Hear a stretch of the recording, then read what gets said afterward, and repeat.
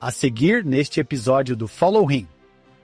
Uma noite, ele teve um sonho em que estava acompanhado por um guia em seu sonho e estava em um deserto árido. Ele está caminhando. Ele tem essa conversa com seu guia, onde, em essência, o guia diz: isso representa o mundo e o fato de que a plenitude das verdades do Evangelho não se encontra atualmente na Terra. Mas continue caminhando e você encontrará um tronco grande, onde haverá uma caixa. Olá, pessoal! Bem-vindos a mais um episódio do Follow Him. Meu nome é Hank Smith e eu sou seu apresentador. Estou aqui com meu co-apresentador, John Bytheway. John, vou te descrever assim. Você é um perturbador e um incomodador do reino de Satanás. Uau! Eu sei que eu perturbava e incomodava a lavanderia da minha mãe antigamente, mas isso é um pouco maior. Isso é de História de Joseph Smith 1, versículo 1. Joseph Smith diz: acho que Satanás está ciente de que eu o incomodo e o perturbo. John, esta semana temos um bom amigo conosco, Dr. McLean Heward. McLean, bem-vindo a Follow Him. Estou muito feliz por estar aqui. Devemos dizer bem-vindo de volta. McLean esteve conosco há alguns anos, quando falamos sobre algumas sessões de doutrina e convênios. John, esta é uma grande lição. Esta é uma lição crítica. Diga-me, quando você pensa na primeira visão, John, e depois McLean, vamos perguntar a você, o que vem à mente primeiro? Eu só me pergunto, especialmente do ponto de vista teológico, quais são alguns dos eventos mais importantes que aconteceram no planeta? Isso tem que estar na lista. Isso é, por que estamos sentados aqui? Podemos rastrear isso até aqui. E eu adoro o fato de que podemos rastrear isso até um adolescente. Isso é bonito, impressionante também. McLean, eu sei que você passou muito tempo estudando isso. Mesmo antes de eu pedir para você vir no programa. Ao olhar para o dia de hoje, o que você espera que aconteça? Espero que possamos ver algumas narrativas maiores que começam neste momento, mas que nos levam até hoje. Espero que possamos aprender a utilizar essa narrativa de forma precisa e honesta para nos fortalecer. Mas então, além disso, algumas suposições falsas que talvez tenhamos absorvido sem saber através dessa história. Mais do que tudo, assim como Joseph, espero que Deus possa falar com cada um de nós individualmente enquanto temos esse diálogo. A primeira visão é esse momento em que Joseph se converte a um Deus que está envolvido em sua vida. Espero que todos nós tenhamos essa mesma experiência onde, ao pensarmos cuidadosamente, possamos sentir um Deus que está envolvido agora conosco, fazendo o que estamos fazendo, tentando criar filhos, tentando nos criar, tentando nos tornar discípulos, guardiões de convênios, filhos de Deus, como Ele gostaria que fôssemos. Eu realmente adoro isso. Eu só imagino aquela manhã em que ele pensa, vou sair e fazer uma oração e talvez, de repente, algo espiritual aconteça, certo? Talvez eu receba uma resposta à minha oração e inaugure uma nova dispensação. Essa jornada começou anos antes. Quantos momentos ele teve em que esperava que o que estava fazendo invocasse os poderes do céu? A resposta não veio. Então, enquanto ele entra no bosque, me faz pensar onde ele está. Eu tentei tantas coisas, conversei com meus ministros, eu fui à Bíblia, eu fui a todos esses lugares diferentes. Agora estou indo à floresta, onde já estive tantas vezes, acho que talvez eu vá orar em voz alta, tentar isso. Quero dizer, não tenho nada a perder. Nosso amigo Steve Harper, tenho certeza, vamos citar algumas vezes hoje. Ele é um adolescente se sentindo culpado por seus pecados. Ele disse, sou eu. Eu já estive lá. Todos nós já fomos adolescentes sentindo culpados por nossos pecados. O que eu faço? Vou ler do manual Vem e Segue-me. Nós amamos o manual Vem e Segue-me no Follow Him. E então McLean, John e eu estamos animados para aprender com você. Aqui está o que diz. A lição se chama Eu Vi um Pilar de Luz. Você pode dizer que Doutrina e Convênios é um livro de respostas a orações. Muitas das revelações sagradas neste livro vieram em resposta a perguntas. A pergunta que deu início a tudo, aquela que desencadeou a efusão de revelação dos últimos dias, foi feita por um garoto de 14 anos. Uma guerra de palavras e um tumulto de opiniões deixaram Joseph Smith confuso sobre religião e seu relacionamento com Deus. Talvez você possa se identificar com isso. Encontramos muitas ideias conflitantes e vozes persuasivas em nossos dias. Quando queremos filtrar essas mensagens e encontrar a verdade, podemos fazer o que Joseph fez. Podemos fazer perguntas, estudar as Escrituras, refletir e, por fim, perguntar a Deus. Em resposta à oração de Joseph, um pilar de luz desceu do céu. Deus, o Pai e Jesus Cristo apareceram e responderam às suas perguntas. É o testemunho de Joseph. Dessa experiência milagrosa, declara corajosamente que qualquer um que careça de sabedoria pode pedir a Deus e obter. Todos nós podemos receber, se não uma visão celestial, pelo menos uma visão mais clara, iluminada pela luz celestial. Uau! Uau, isso vai animar você a mergulhar nessa história. Então, com isso, McLean, para onde você quer nos levar? Nossos estão ansiosos com você.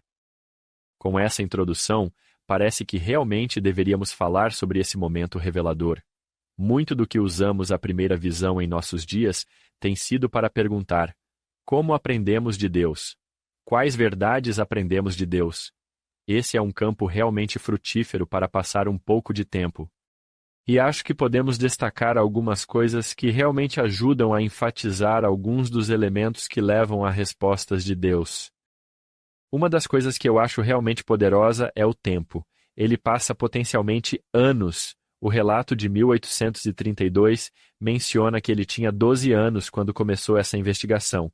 Isso pode ser anos dele fazendo essa pergunta específica. E então, no relato, em nossas próprias escrituras, sabemos que ele está indo à Bíblia e chega ao ponto em que ele realmente perde um pouco da confiança na Bíblia. Verso 11. Enquanto eu estava trabalhando, essa é uma palavra realmente poderosa. Você quer respostas para perguntas de Deus? Trabalhar pode ser o que acontece. Enquanto eu estava trabalhando sob as extremas dificuldades causadas pela disputa desses grupos religiosos, eu li a Epístola de Tiago, capítulo 1, versículo 5. Se algum de vós tem falta de sabedoria, peça a Deus. Sabemos que ele participou de diferentes reuniões da igreja. Ele conversou com pastores. Ele recebeu conselhos de várias pessoas. Ele também parece ser receptivo às experiências de sua família. Então ele fica com essa ideia de que como agir, eu não sabia. Alguns desses elementos aqui são realmente poderosos. Só pensando o que me ajuda a receber revelação, o que me ajuda a me conectar com o céu. Se fôssemos listar alguns deles, indivíduos externos, ajuda, escritura, as palavras de Deus para profetas anteriores, luta pessoal. Agora, sabemos que esta é a primeira vez que ele orou vocalmente, mas isso não quer dizer que é a primeira vez que ele orou sobre este assunto. Então, você tem todas essas diferentes coisas em que ele está envolvido para ajudar a trazer respostas. Então, eu também acho que há um elemento realmente interessante aqui também sobre quais perguntas Deus está mais animado para responder. Queremos respostas para perguntas específicas. Talvez uma das perguntas que possamos fazer seja: Pai Celestial, guie a pergunta para a qual estou buscando respostas. A seção 46 de Doutrina e Convênios parece indicar que quando oramos pelo Espírito, nossas orações são respondidas porque estamos orando pelo Espírito. Pode realmente ser direcionado em nossa oração, durante nossa oração, como orar, e dessa forma, a oração se torna revelação e reveladora, porque estamos sendo guiados pelo Espírito. Então você tem essa poderosa pergunta de qual igreja é verdadeira para que eu possa me juntar. Certo? Bem dito. Sim, esse é outro elemento realmente importante aqui. Isso não é informação por amor à informação, mas informação motivada para a transformação, que parece ser algo que Deus realmente está animado. Informação levando à transformação. Uma das perguntas, obviamente, ele quer saber: qual de todas as igrejas é verdadeira para que ele possa se juntar? Mas uma das perguntas que não está tão clara no relato de 1838 é essa. Uma das motivações disso é a remissão de seus pecados. Isso é realmente fascinante para mim pensar. Em todas as perguntas para as quais ele está buscando respostas, em todas as perguntas para as quais estamos buscando respostas, podemos também incluir um desejo de sermos absolvidos de nossos pecados. O Elder Scott ensinou de forma tão clara sobre revelação em tantas ocasiões diferentes. Uma das coisas que ele diz é que você pode aumentar suas chances de receber revelação ao se purificar. Interessante, Hank, esse é um dos resultados da minha conversa com você quando você disse: "Ei, venha para o podcast." Eu pensei: tá bom, sim, eu adoro passar tempo com o Hank e o John. Mas então quando você disse: "Venha para o podcast falar sobre a primeira visão." E eu fiquei tipo: não. Ah, sim. Não, tipo, não. É tão grande, né?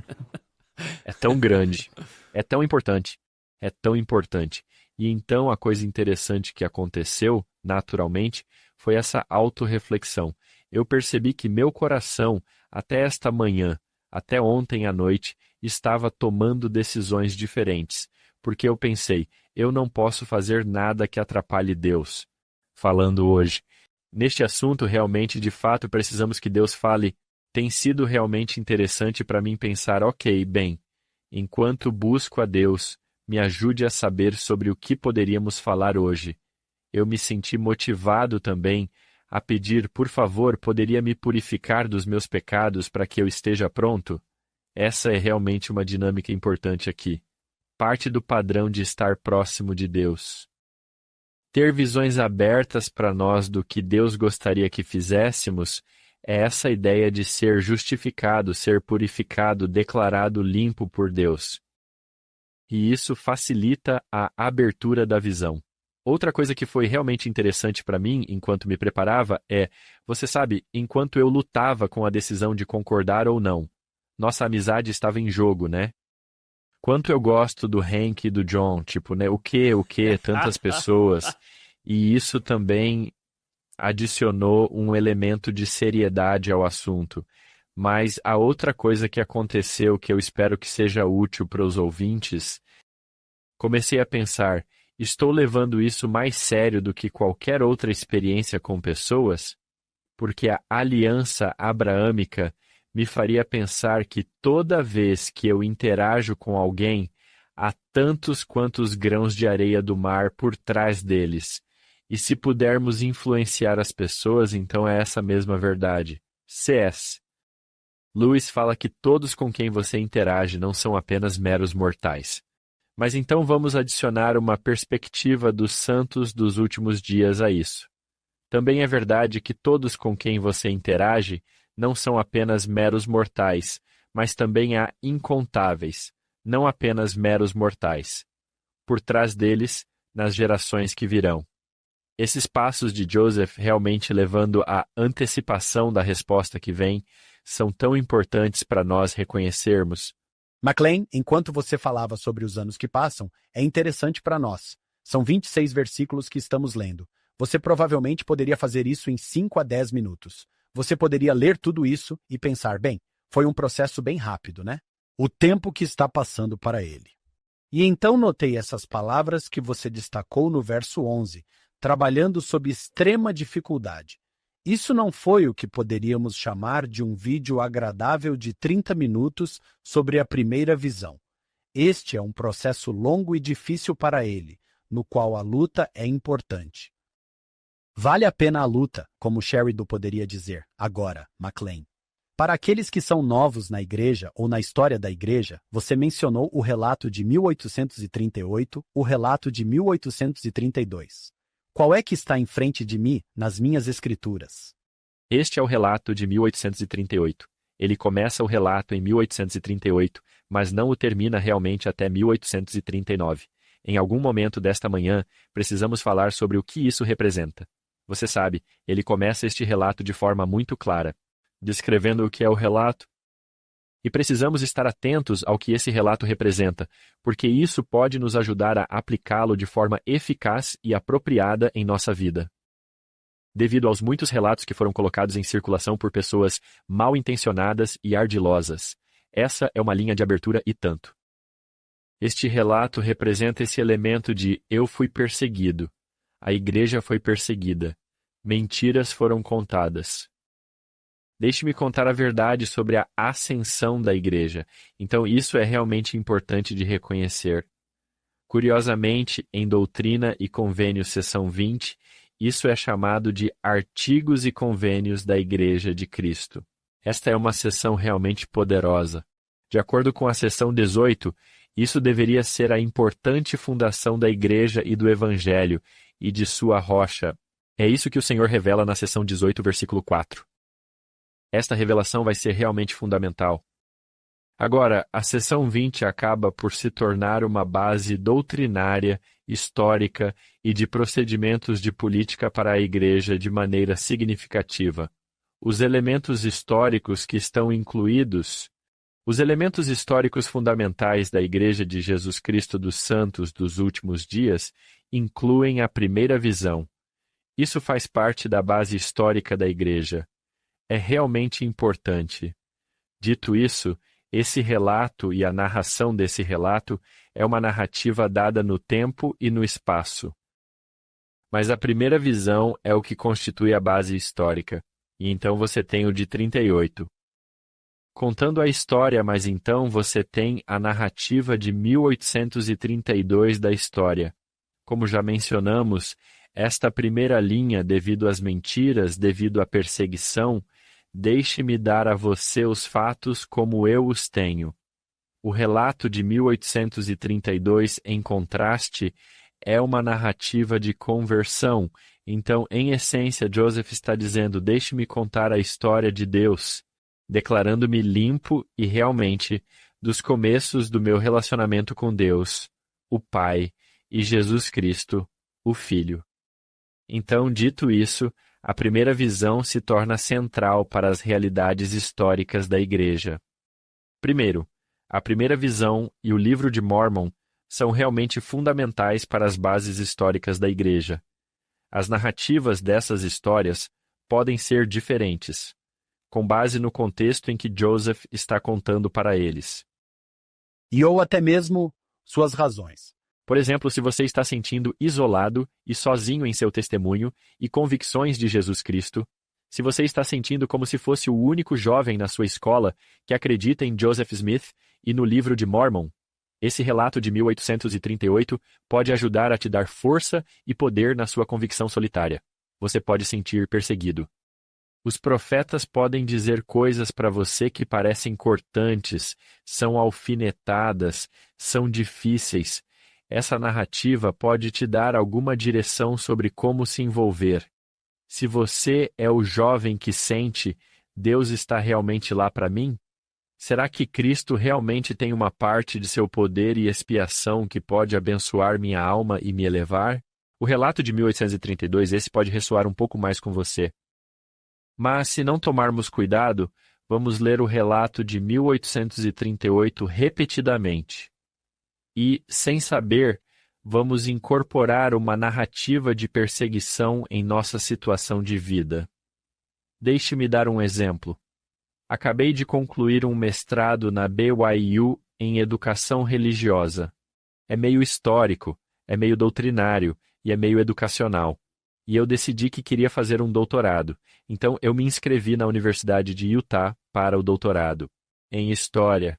E claro, fui recusado, porque sou o santo dos últimos dias. E eu consegui um mestrado na BYU. E eu era professor de seminário na época.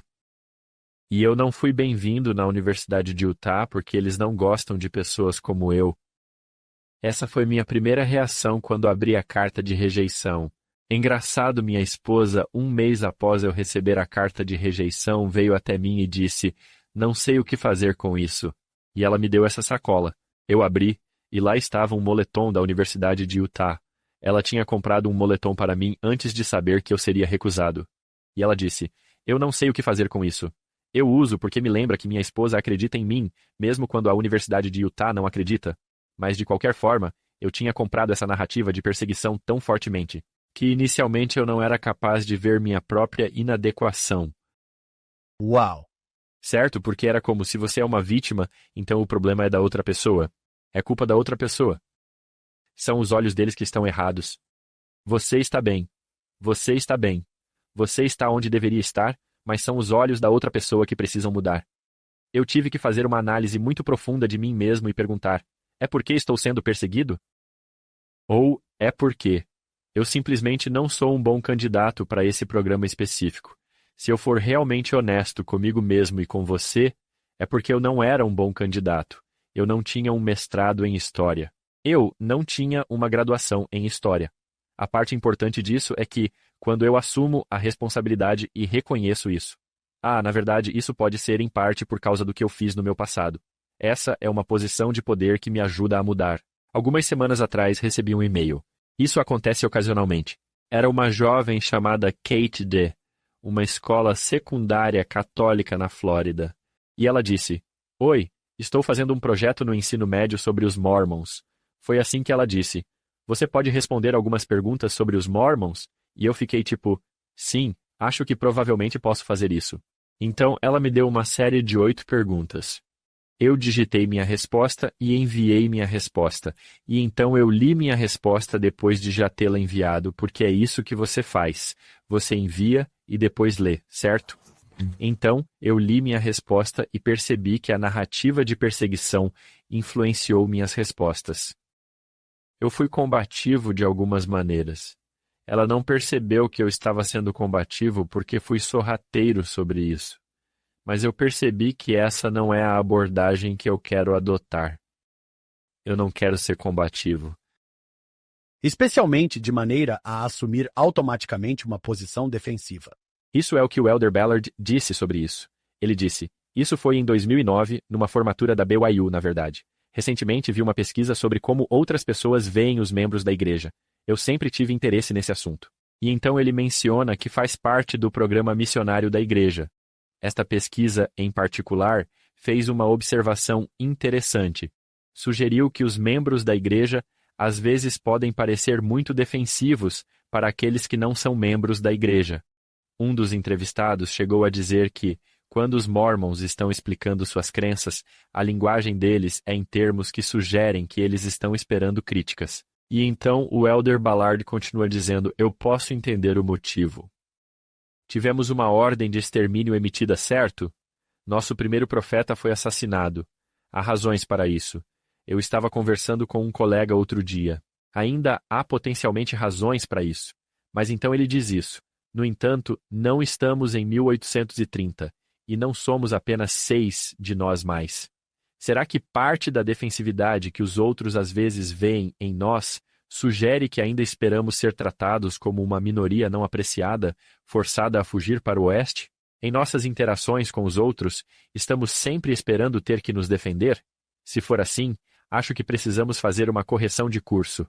E então, ouça o que ele diz. Ele diz: "Se queremos ser respeitados hoje por quem somos, então precisamos agir com confiança, seguros do conhecimento de quem somos e do que representamos. E não como se tivéssemos que pedir desculpas por nossas crenças. Isso não significa que devemos ser arrogantes ou autoritários. O respeito pelas opiniões dos outros deve sempre ser um princípio básico para nós. Está embutido diretamente nos artigos de fé. Mas quando agimos como se fôssemos uma minoria perseguida, ou se esperamos ser mal interpretados ou criticados, as pessoas vão perceber isso e responder de acordo. Agora, deixe-me dar um exemplo. Isso é um pouco mais fluido. Dê-me, por gentileza, um tópico ou até mesmo uma pergunta que possa ser feita por alguém que não é membro da igreja e que possamos, se possível, ter uma postura defensiva a respeito." E quanto ao casamento plural? Aqui está como eu acho que responderia de uma maneira que não seja tão defensiva como fiz no passado. Sim, então, por um tempo, a igreja praticou o casamento plural. Você consegue imaginar o tipo de fé que isso exigiria? Foi tão difícil para essas pessoas, mas elas tinham tanta fé e confiança em Deus e em um profeta que estavam dispostas a fazer isso. E para ser honesto com você, seus relatos pessoais sugerem que Deus realmente os apoiou nisso. Você consegue imaginar o quão difícil isso seria? É realmente um exemplo de fé. Agora, há 5 ou 10 anos atrás, alguém me perguntou sobre o casamento plural. Essa não é necessariamente a resposta perfeita, mas eu costumava dizer: bem, não. Muitos de nós praticamos isso.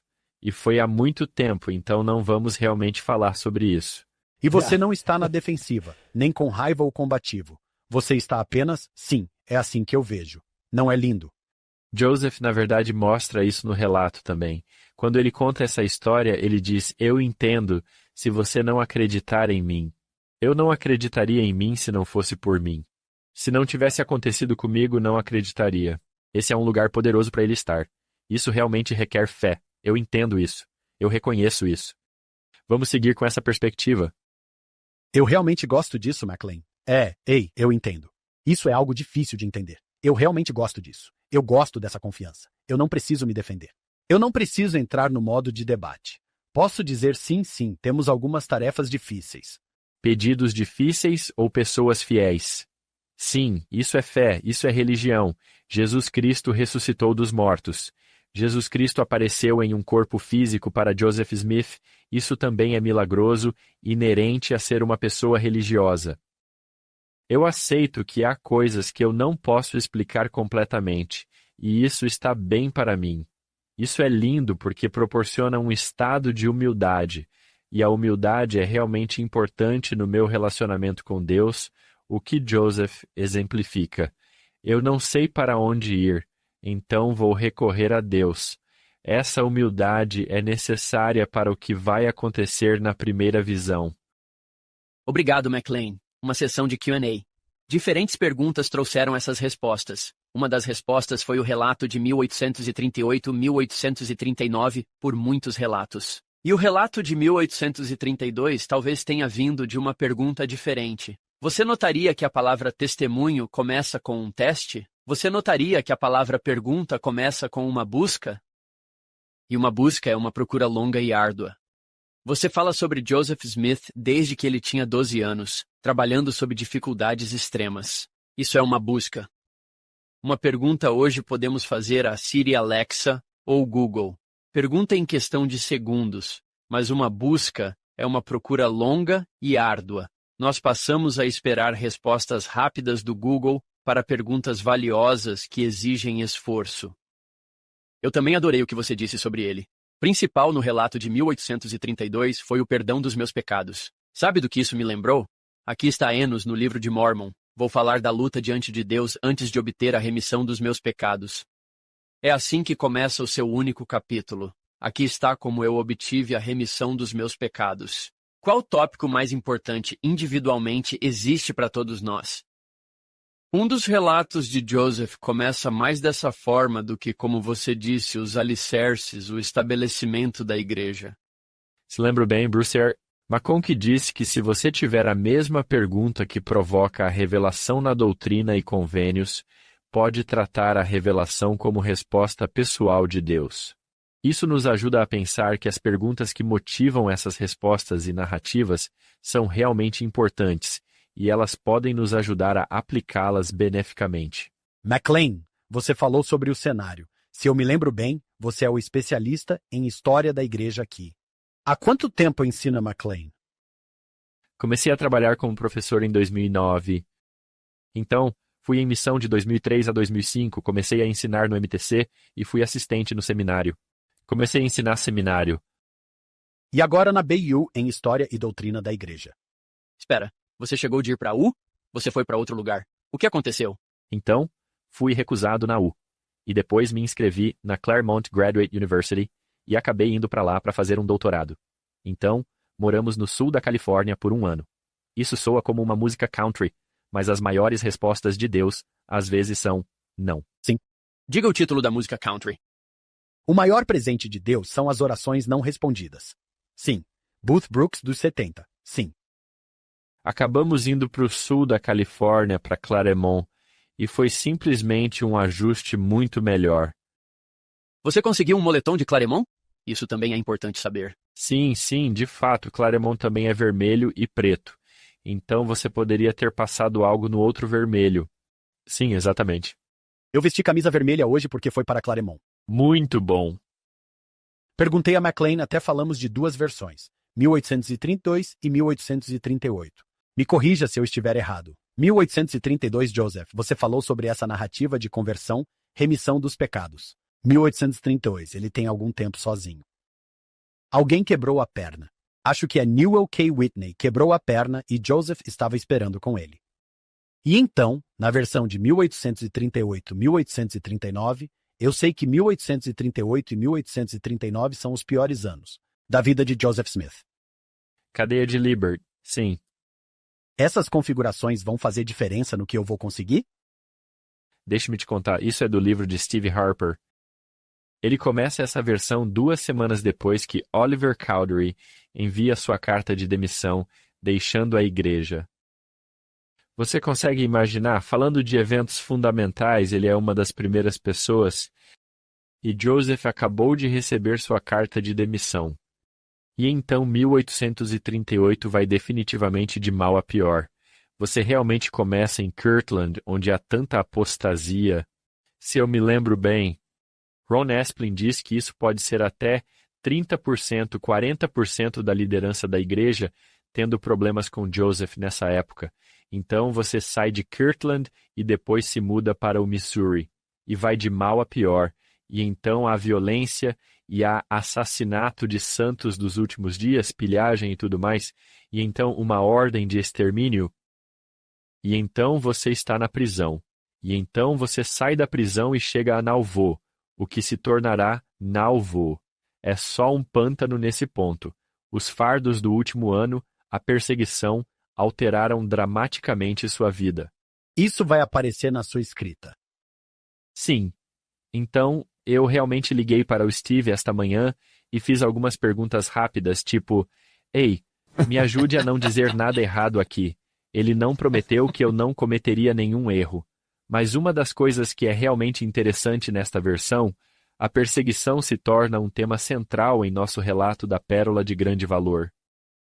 Ele fala sobre o verso 21, onde apenas alguns dias depois ele está com este ministro metodista. Ele conta a ele sobre o relato. Apenas ouça o que ele diz. Aproveitei a oportunidade para contar a ele sobre a visão que eu tive. Fiquei muito surpreso com o comportamento dele. Ele tratou minha comunicação não apenas com desdém, mas com grande desprezo, dizendo que era tudo obra do diabo, que não existiam coisas como visões ou revelações nesses dias, que todas essas coisas haviam cessado com os apóstolos e que nunca mais haveria nenhuma delas. E então aqui há uma transição interessante. Logo descobri, no entanto, que contar a história havia despertado um grande preconceito contra mim entre os professores de religião e foi a causa de grande perseguição que continuou a aumentar. Conversando um pouco com o Steve sobre isso, eu disse, sabe, é interessante. Uma das coisas que ele menciona em seu livro é que não temos nenhum registro histórico de que Joseph tenha contado a alguém além deste ministro sobre o relato da primeira visão na primeira década. A primeira menção da primeira visão que temos em qualquer forma escrita após ela ter acontecido é, na verdade, na Doutrina e Convênios, seção 20. Isso menciona brevemente que isso aconteceu, mas não menciona realmente isso. É a primeira visão de Jesus Cristo e do Pai. Então, deixe-me ler este versículo para você. É isso que diz, este é o verso 5, seção 20. Mais uma vez, estas são as fundações históricas da Igreja. Depois que foi verdadeiramente manifestado a este primeiro elder que ele havia recebido a remissão de seus pecados, ele se enredou novamente nas vaidades do mundo. Se você não for realmente cuidadoso, vai perder isso. Isso é uma referência à primeira visão. O que temos aqui é que, depois que ele foi verdadeiramente perdoado de seus pecados, recebeu a remissão de seus pecados, essa é a primeira visão. E então diz que ele se enredou novamente. Esse é o período entre a primeira visão e a visitação de Moroni. E então o verso 6 ajuda você a ver isso. Mas depois de se arrepender e se humilhar sinceramente pela fé, Deus ministrou a ele com um anjo, cujo semblante era como relâmpago e cujas vestes eram puras e brancas acima de toda outra brancura. Pense sobre isso. Essa referência à primeira visão ainda está muito obscura. É mesmo? É possível que parte disso estar tão obscuro seja por causa da interação inicial com aquele ministro. Ainda assim, depois de uma década, ele sente que, talvez eu não devesse contar todos os detalhes aqui. Certo? É uma experiência traumática compartilhar algo tão pessoal e tão maravilhoso e ter isso rejeitado, completamente rejeitado. Não só levou isso de forma leviana, mas ficou com raiva, grande desprezo. Especialmente como um adolescente, eu ficaria muito relutante em compartilhar novamente. Da última vez que falei sobre isso, isso aconteceu. Eu não vou fazer isso de novo. Agora lembre-se de que quando ele tem essa visitação de Moroni, ele é visitado 3 vezes naquela noite. Vamos entrar nisso na próxima semana. Mas ele vê Moroni 3 vezes naquela noite, e então ele sai e começa a trabalhar, e ele não consegue. Ele está exausto demais, seja por ter ficado acordado a noite toda ou pela visitação, que realmente drena suas forças. Estar na presença de ambos. Sim, ou ambos. Enquanto voltando para a fazenda, ele vê Moroni novamente. Desmalha, vê Moroni, e Moroni diz: por que não contou ao pai? Eu pensava nisso como, por que ele não confiou no pai dele? O que isso nos diz sobre o relacionamento dele com o pai? Quanto mais eu estudei isso, não acho que tenha a ver com a interação dele com o pai. Ele interage com aquele ministro, ele diz a Moroni: eu não sabia se meu pai acreditaria em mim. Moroni diz: ele vai acreditar em você. Agora você tem esse anjo tendo que dizer a Joseph: confie no seu pai. Confie no seu pai aqui. Então ele volta. Qual é a resposta do pai dele? Ele chora. Isso é lindo. Vamos pensar sobre isso da nossa perspectiva aqui. Quando seu filho vem até você com um assunto espiritualmente sensível, devemos reconhecer que nossa reação pode impactar dramaticamente essa criança por muito tempo. Então, falamos sobre como isso está revelando padrões. Se você quer saber as respostas para algumas das suas perguntas de Deus, primeiro de tudo, esteja disposto a ajustar suas perguntas. Vá para fontes apropriadas e confiáveis. O que eu acho que não podemos fazer com a primeira visão, é dizer que a resposta virá desta forma. Sim, parece assim. Não necessariamente parece assim. Agora eu me lembro de ser um jovem escoteiro. Você se lembra quando fazíamos escotismo? Volte lá atrás, lá atrás. Lá atrás, quando eu estava em um acampamento de escoteiros, acampamento de verão, e nossos líderes ótimos, fenomenais. Mas eles disseram: em algum momento desta semana, quero que você vá para a floresta como Joseph fez e apenas se ajoelhe. Este é um momento lindo para o Deus do céu tocar seu coração. Eu tinha provavelmente 13, 14 anos. Eu tinha provavelmente a mesma idade que Joseph.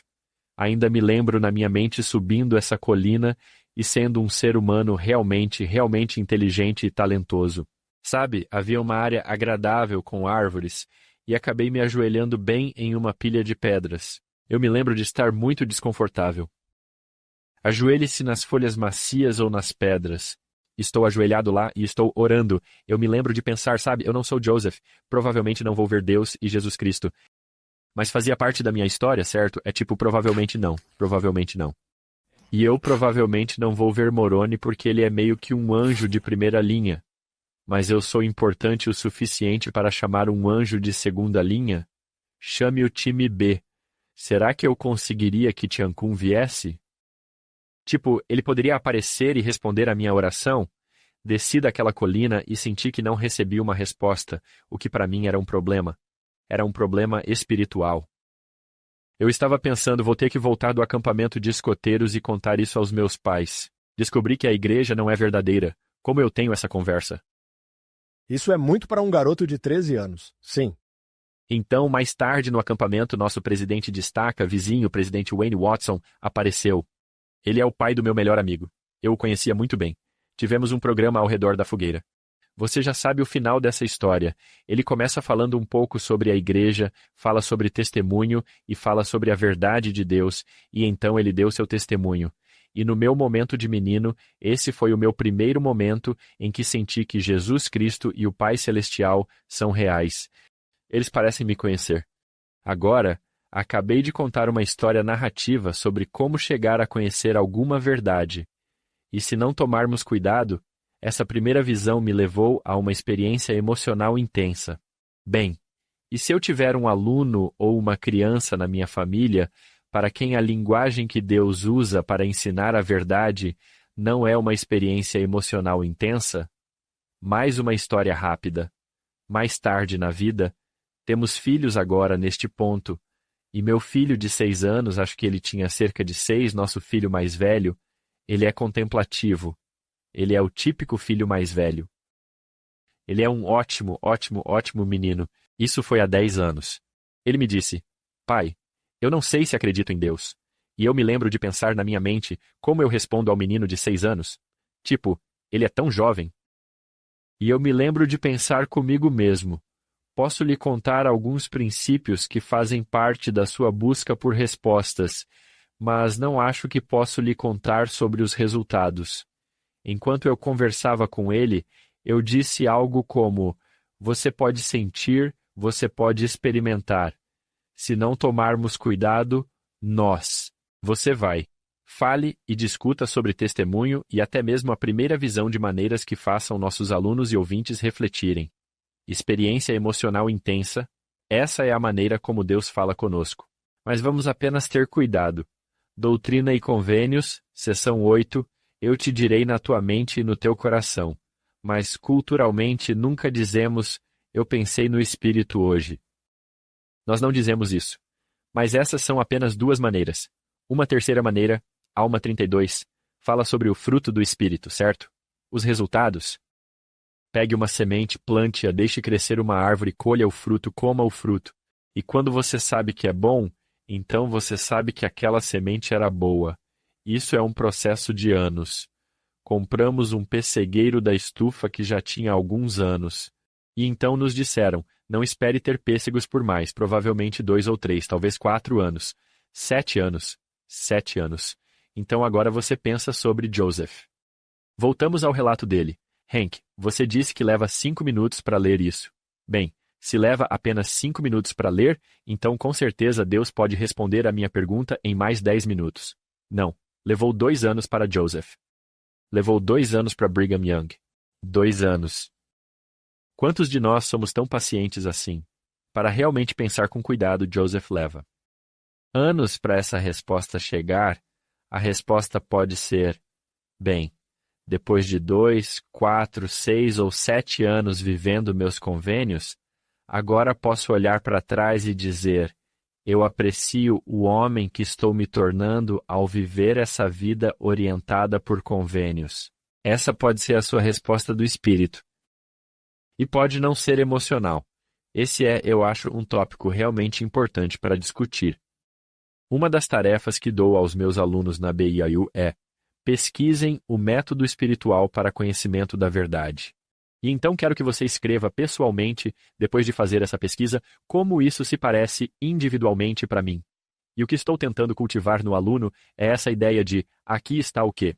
Profetas e apóstolos falaram sobre esse processo investigativo, essa busca que estou empreendendo, mas aqui está como isso é único para mim.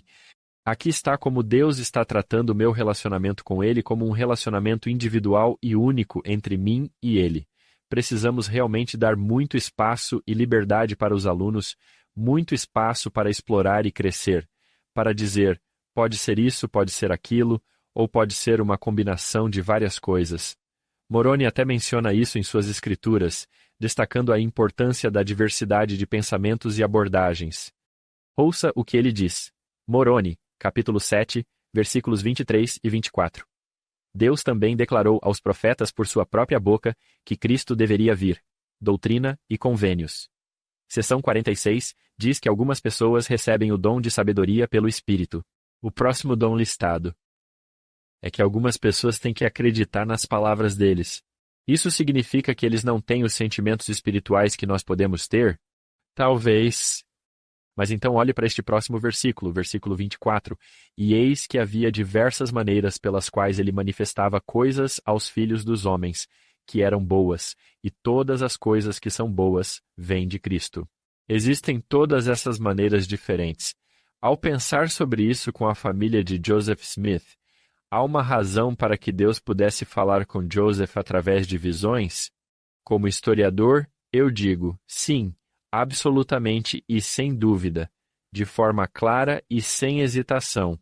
Lucy Mack Smith e Joseph Smith Sr. Ambos tiveram sonhos e visões. Ambos. Se Joseph tivesse crescido como filho do ministro, para quem ele contou a história da pesca, Deus teria conseguido falar com ele através de sonhos e visões? Não parece. Ele não teria sido ensinado dessa forma.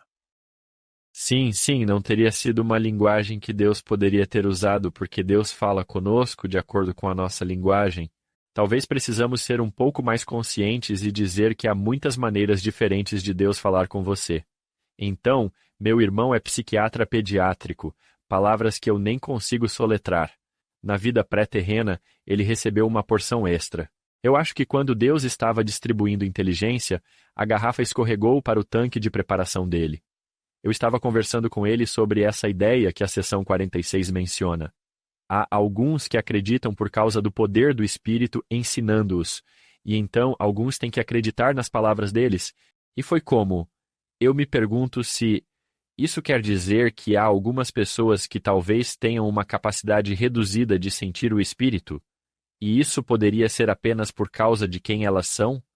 Poderia também ser porque a cultura está se afastando das emoções como uma forma de conhecer algo, seja culturalmente ou apenas pessoalmente, uma incapacidade de sentir o espírito dessas maneiras. Então, enquanto eu conversava com ele sobre isso, ele descreveu essa condição chamada, não sei se vou dizer isso corretamente. Ok, desculpa, mano, vamos deixar o computador dizer isso. Alexithymia. Aquele cara, alexithymia.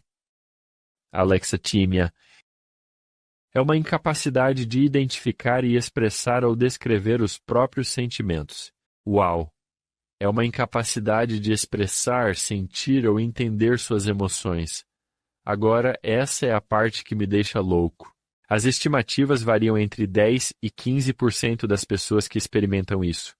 Pense sobre isso. Pense sobre a realidade disso. Se Deus só pode falar conosco através das nossas emoções. E 10 ou 15% das pessoas têm uma capacidade reduzida de entender, sentir, compreender ou distinguir entre emoções, isso é um problema.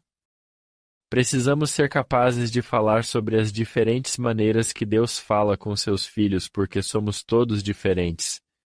Isso me lembra de Jane Clayson John.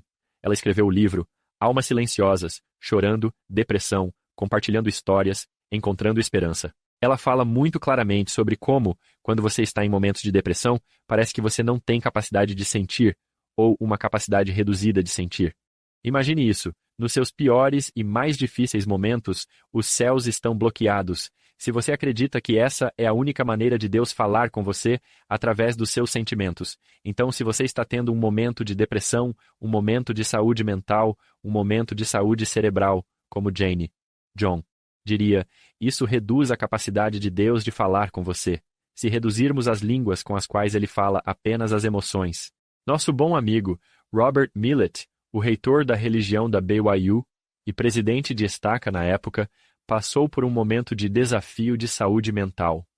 Após ataque cardíaco. E ele disse que não sentiu o espírito. Aqui está um presidente de estaca. Ele é o reitor de religião na BYU. Ele deveria estar sentindo o espírito como sentiu por décadas antes. E nesse momento de desafio de saúde mental, ele não conseguia. Isso, eu espero, é de certa forma um bálsamo de Gileade para nossos ouvintes refletirem. Certo, Joseph vai nos dar um padrão de como receber respostas para minhas orações, mas não um padrão de como as respostas vão chegar. Ele foi chamado para ser um profeta. Isso vai ser diferente de mim, mas eu posso ter um relacionamento pessoal com a divindade. Vai ser apenas diferente. Vai ser individual. Isso é um belo ponto positivo. Ministério 1 a 1. O livro de Mórmon começa com Lehi, que tem uma visão. Agora, nós não temos a história de fundo de Lehi. Como foi esse processo longo e trabalhoso para Lehi? E então ele conta a Nefi.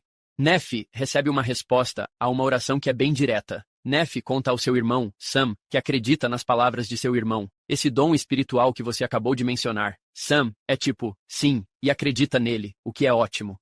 Saria diz, estou chorando. Sinto o espírito, ardor no peito. Ela diz a Lehi, odeio quando põe os meninos em perigo mandando-os de volta para Labão. E de repente, os meninos aparecem no topo da colina com as placas de latão. E Saria diz, agora eu sei que meu marido foi ordenado a fugir para o deserto. Agora eu sei porque o Senhor protegeu meus filhos. E talvez haja mais sobre Saria, nós não sabemos. Para ela, era algo lógico. Deus falou com ela. Olhe para formas diferentes. Olhe para formas no começo do livro de Mórmon. E eu me lembro, como estudante na BU, passando pela mesma coisa. Como é que eu devo sentir isso? Algumas das melhores decisões que já tomei foram sentadas no Marriott Center. E não eram em jogos de basquete. Elas foram em reuniões ao redor da lareira. Eu entrei confuso sobre prioridades ou escola ou seja lá o que for, e eu saí pensando: eu preciso parar de fazer isso. Eu preciso começar a fazer isso. E me dei conta, para mim, como sinto que Deus fala comigo é através da clareza, não me fez chorar. Não senti um ardor no peito. Não, eu estava acordado, preciso fazer isso. Eu preciso parar de fazer isso. Sou grato por Deus falar a pessoas diferentes de maneiras diferentes. Estou tão feliz que você mencionou isso, McLean, porque acho muitas pessoas vão pensar, obrigado. Como professor, todos nós somos colocados. Capacidades como professores na igreja, seja como uma irmã ministrante, seja como um instrutor do quórum de élderes, seja como um pai, seja como um irmão ou uma irmã ou uma mãe, todos nós estamos nessas capacidades para ensinar. Isso precisa alterar a maneira como discutimos e falamos sobre revelação e como ajudamos as pessoas a passar por esse processo. Queremos que nossa fé seja passada de geração em geração. Queremos isso tão intensamente porque é uma fé e teologia tão bonitas. Mas se não tomarmos cuidado, podemos causar mais problemas do que queremos. Então agora eu quero que você pense, como um professor ensinaria uma lição, reconheceria que o Espírito está presente, mas ajudaria a criar espaço para uma diversidade de experiências entre seus alunos. Nossa suposição é que as pessoas sentem coisas semelhantes a nós. Podemos dizer coisas como: você consegue sentir isso? Um aluno cuja linguagem, naquele momento específico da vida, precisa ser o fruto, pode ficar frustrado ao dizer: eu não consigo sentir isso. Eu não senti nada. E isso pode afastá-los de sentimentos futuros ou em situações futuras onde você possa estar ensinando. Porque eles pensam: esse professor vai tentar, mas eu não consigo fazer isso, não é assim que Deus fala comigo. Então, isso é um aviso não apenas para professores, mas também para alunos. Tenha cuidado para não se prender a uma única maneira de saber. E se Deus quiser te ensinar através de sonhos? E você já disse: eu simplesmente não sou esse tipo de pessoa. Temos que permitir que Deus tenha a liberdade de nos falar da maneira que Ele gostaria de nos falar. E para ser bem direto com você, sonhos são uma maneira. O Elder Scott ensinou na conferência, ele ensinou: deixe-me falar sobre sonhos. E ele nos contou algumas maneiras de saber se nosso sonho é uma revelação. Tem sido muito divertido para mim, como professor, trazer essa ideia de sonhos. Vou dizer Joseph Smith Sr. E Lucy Mack Smith também teve sonhos. Isso permitiu que Joseph tivesse uma expressão religiosa além do que poderia ter sido o típico. E então eu vou. Digo aos meus alunos: preciso preparar o cenário um pouco. Os sonhos são uma maneira de Deus nos ensinar e eles são pessoais, privados e sagrados. Ao pensar nos sonhos que você já teve, você já acordou de um sonho e pensou que aquilo foi, na verdade, meio espiritual? Isso foi interessante, e talvez você não tenha pensado muito sobre isso, mas apenas: isso foi algo diferente. Deus pode falar através dos sonhos. E então eu digo, só levantando a mão: quantos de vocês tiveram uma experiência semelhante a essa? Onde você acordou e pensou: uau, isso foi meio legal? Em algumas turmas, até 50% dos alunos levantam as mãos. Ouça o que o Elder Scott disse. A revelação também pode ser dada em um sonho, quando há uma transição quase imperceptível do sono para a vigília. Se você se esforçar para capturar o conteúdo imediatamente, pode registrar grandes detalhes, mas caso contrário, ele desaparece rapidamente. A comunicação inspirada durante a noite geralmente é acompanhada por um sentimento sagrado durante toda a experiência. O Senhor usa indivíduos por quem temos grande respeito para nos ensinar verdades em um sonho, porque confiamos neles e ouviremos seus conselhos. É o Senhor quem está ensinando através do Espírito Santo. No entanto, ele pode, em um sonho, tornar mais fácil de entender e mais provável de tocar nossos corações, ensinando-nos através de alguém que amamos e respeitamos. Isso mesmo, Ricardo G. Scott, Como Obter Revelação e Inspiração para a Sua Vida, Conferência de Abril, 2012. Eu estava conversando com meus filhos sobre isso à mesa de jantar. Foi realmente uma conversa divertida, para ser honesto. Eu até contei-lhe um dos sonhos que Joseph Smith Sr. teve. Ele não está realmente ligado a nenhuma denominação religiosa específica, mas é um homem temente a Deus.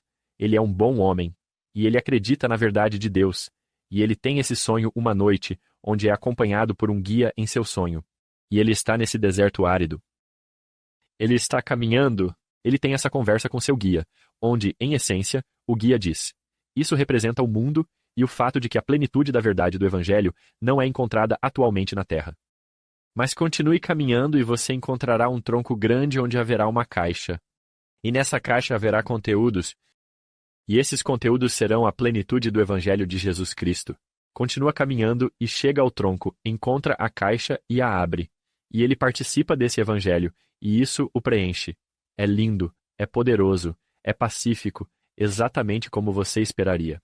E então, imediatamente, esses animais selvagens se reúnem ao redor dele de uma maneira extremamente ameaçadora, de forma muito ameaçadora, e ele tem que correr para salvar sua vida. E ele acorda sentindo uma sensação de paz, mas também muito consciente, muito alerta. Então você começa a pensar, bem, como isso influencia Joseph? E como esse sonho leva ao de Joseph Smith Senior? Reação de Joseph ao choro.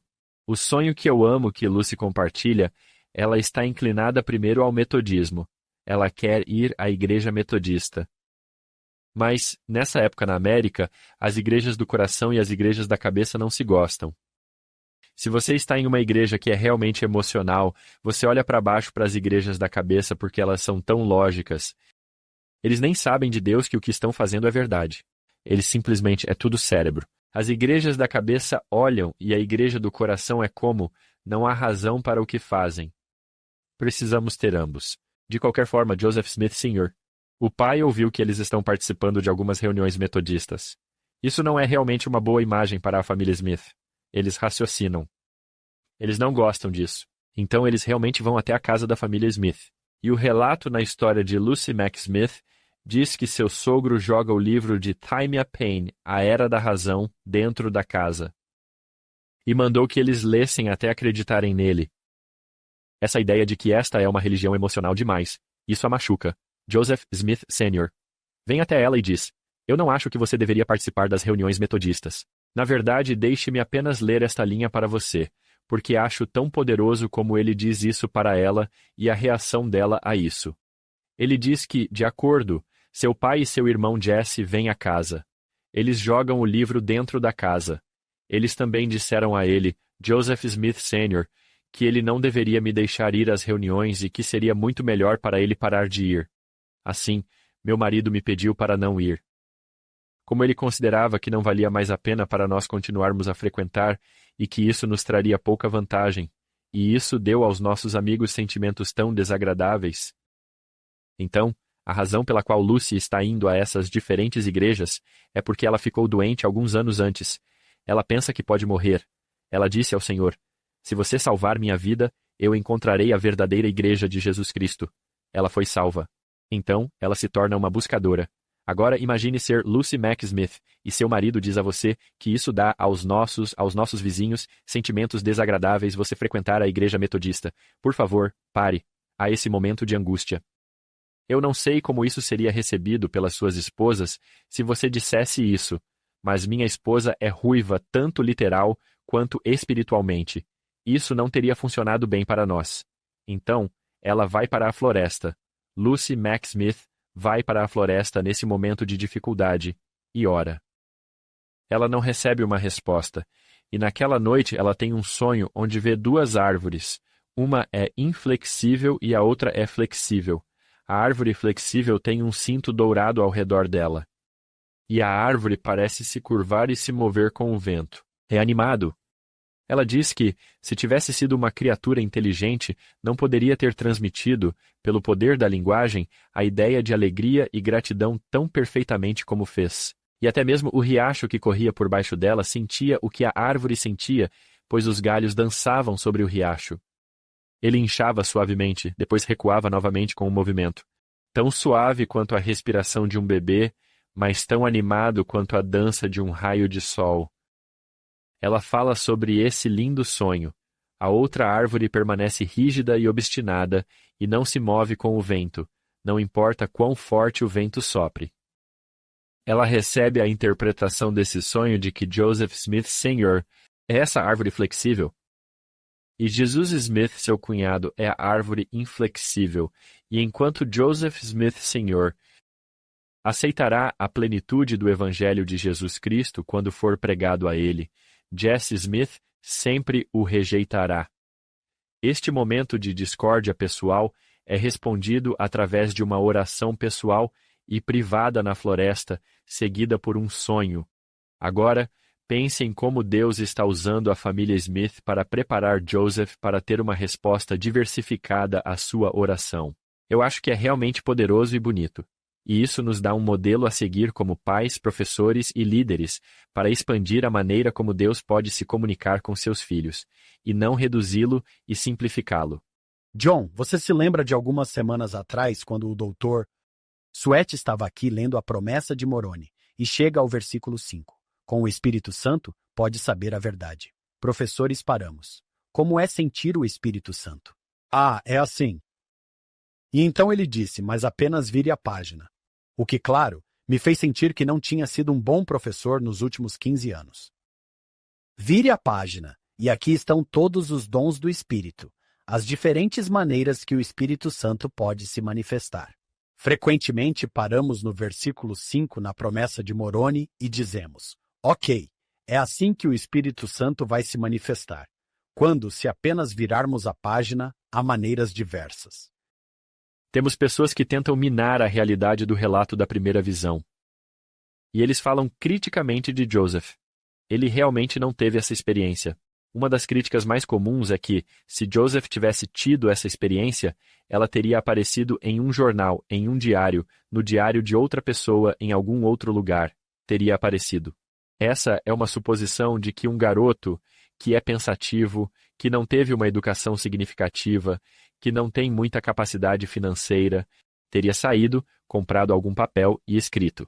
Essa é uma suposição sobre muitas coisas diferentes que teriam acontecido se a primeira visão tivesse ocorrido. E eu não concordo com essa filosofia. Mesmo em seu relato História de Joseph Smith, versículo 21 diz, logo me vi perseguido. A parte difícil é quão rapidamente ele se viu perseguido. Perseguido por contar isso. Essa é a parte que é difícil. E essa é a parte onde esses antagonistas da igreja diriam, bem, deve ter sido dentro de um ano, deve ter sido dentro de alguns meses, deve ter sido dentro. Mas a realidade é que isso de fato verdadeiramente começa uma parte de sua narrativa que é contemplativa. Temos uma recordação factual de informação eu contei a um ministro e ele me derrubou. Isso é uma espécie de coisa factual, mas então ele fez a transição. Ele começa a falar sobre, parecia que eu estava sendo perseguido desde muito jovem. Bem, agora temos que colocar esse momento contemplativo de Joseph em seu contexto.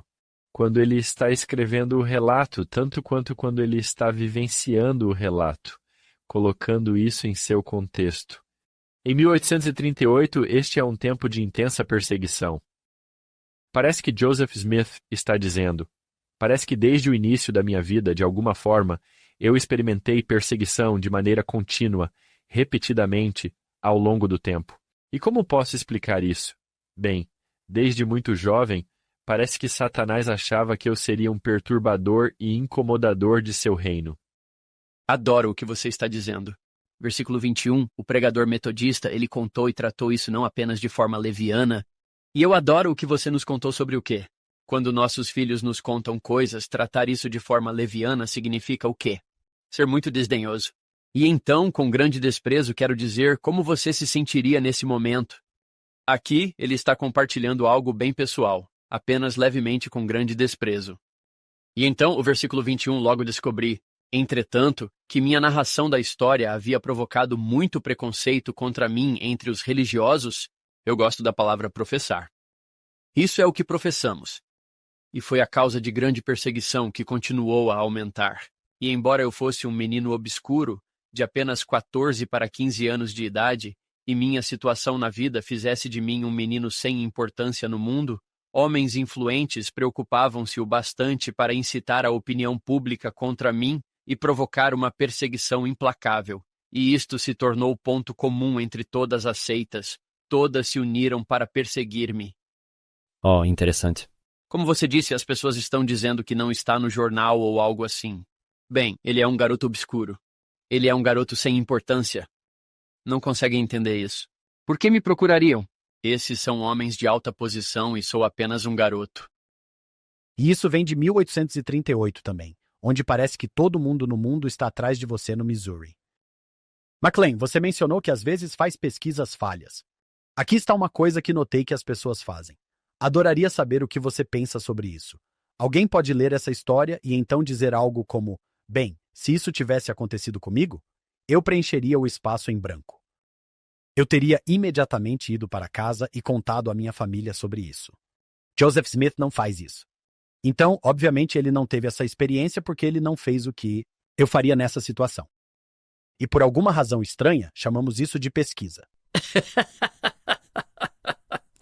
Uma das coisas divertidas de se fazer como professor é colocar seus alunos em situações que os fazem pensar mais profundamente do que apenas uma resposta instintiva. Eu tento deixar as pessoas mais intimamente impactadas pela experiência falarem mais do que eu. É isso que eu realmente quero que aconteça. E o que é interessante é a voz deles. São tão poderosas. Jane Manning Jane, eu não quero reduzir a vida dela a algo fácil. Não foi fácil. Ela é uma membro afro-americana da igreja. Ela viveu durante o tempo de vários profetas diferentes. Joseph Smith, Brigham Young, John Taylor, Wilford Woodruff. Eu não sei se foi cada um deles, mas ela escrevia para o profeta e perguntava: já é hora de eu receber minha investidura? E ela é informada todas as vezes não. Sua resposta instintiva poderia ser: bem, se eu fosse ela, eu deixaria a igreja. Se eu fosse ela, eu deixaria. E queremos falar por essas pessoas. Em seu testemunho final que está registrado, ela lista os líderes proféticos que negaram a ela o acesso à investidura. E então ela encoraja os santos dos últimos dias a serem melhores ouvintes e seguidores desses homens bons e grandes. Uau!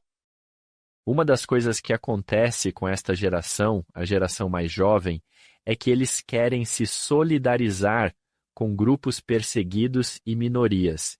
Isso é uma coisa linda. Se não tomarmos cuidado, podemos acabar do lado errado desses grupos perseguidos. Agora, com certeza, é verdade que houve racismo dentro e fora da igreja. O presidente Nelson e outros falaram claramente sobre isso. E se isso acontecer, eu quero ser o primeiro a me levantar e dizer: chega, parem com isso, não deixe isso acontecer, isso não está acontecendo aqui. E assim, eu não quero simplificar ou reduzir essa narrativa, mas eu quero dizer: se há grupos de pessoas perseguidas pelas quais eu quero falar, eu quero ficar ao lado delas e deixá-las falar. Eu entendo a dor e entendo que mesmo hoje, indivíduos de diferentes grupos raciais na igreja podem experimentar perseguição. Mas eu vou escolher ficar ao lado de Jane Manning, Jane que permaneceu na igreja, Elijah Abel, que era um portador do sacerdócio que permaneceu na igreja, Green Flake, que permaneceu na igreja. Isaac Timea, que é um membro contemporâneo da igreja, foi o primeiro indivíduo de descendência africana a ser selado no templo de Salt Lake. E o testemunho dele não é fácil, mas, cara, é poderoso. Ele dirá que a igreja não é perfeita, mas sou muito grato por ela. Ele diz: como você se sente hoje? Ele diz: eu sinto alegria. Eu vou ficar ao lado dele e não vou presumir que posso falar por ele. Se alguém quiser aprofundar mais nisso com McLean, não precisa ir longe. Há 4 anos, McLean se juntou a nós para a sessão 51 a 57 de Doutrina e Convênios. Eu usei isso tantas vezes. McLean falando sobre Edward Partridge entrando em uma discussão com Joseph Smith. Sidney Rigdon fica ofendido porque Edward Partridge fala com Joseph Smith dessa maneira. Ezra Booth fica ofendido que Joseph Smith falaria com Edward Partridge dessa maneira. Edward Partridge e Joseph Smith resolvem a situação. Então, as duas partes que realmente estavam na discussão, elas resolvem a situação. E os outros dois, que não tinham nada a ver com isso, ficam ofendidos quase pelo resto de suas vidas. McLean, eu usei isso várias vezes com esse mesmo tipo de ideia. Não podemos nos ofender em nome de outras pessoas, mas também não podemos presumir que sabemos como elas reagiriam. Se Joseph tivesse experimentado isso, então ele teria. E rapaz, ó rapaz, Eu não acho que gostaria de basear minhas convicções nesse tipo de argumento. Temos que permitir que Joseph seja Joseph e você seja eu e você, o que é o mesmo caso com Deus. Quero dizer a alguém, você vai sentir o Espírito com X e o Z. Para ser um bom membro da igreja, você tem que sentir o Espírito. Você tem que senti-lo de forma forte e poderosa. Bem, e se eu não sentir? Eu não posso impor minha experiência a outras pessoas. E Joseph não está. Ele não está tentando fazer isso. Ele está dizendo, esta é a base. Deixe-me dar a vocês todos os fatos sobre a igreja e seu crescimento e desenvolvimento, conforme os tenho em minha posse. Foi assim que aconteceu. E ele não está dizendo, é assim que vai ser para você. Acho que podemos aprender alguns princípios com sua narrativa, com sua história, mas também há limitações nessas narrativas. Próximamente, en la segunda parte de este episodio, Mencionei anteriormente que escrevi uma carta para uma jovem estudante católica que queria saber sobre o mormonismo. Uma das coisas que ela perguntou foi: qual é um equívoco sobre a sua igreja que é proeminente e que seria útil entender?